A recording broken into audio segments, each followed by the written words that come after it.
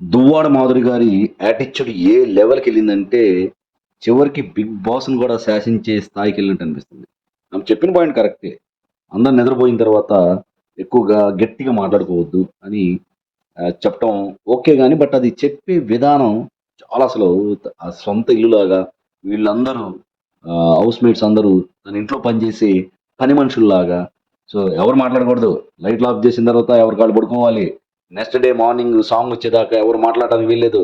అందరూ సైలెంట్‌గా పడుకోవాలి అని చిన్న పిల్లలు మనకి హాస్టల్‌లో స్టూడెంట్స్‌కి వార్డెన్ చెప్తున్నట్టు చెప్పడం అనేది మాత్రం చాలా ఖండించదగిన విషయం. సో, ఇది ఎంతవరకు కరెక్టు? సో, మీరు చెప్పే విధానంలో చెప్పాలి. పాయింట్ కరెక్టే.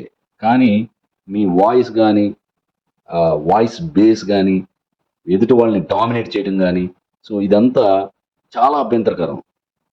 సో, పాయింట్ కరెక్ట్ అయినా చెప్పే విధానం కరెక్ట్‌గా ఉండాలి. సో, ఆఫ్‌కోర్స్ ఆమె యొక్క యాటిట్యూడ్ మనం బిగినింగ్ నుంచి చూస్తున్నాం కాబట్టి ఎక్కువగా ఆశ్చర్యపడాల్సిన విషయం కాదు ఇది.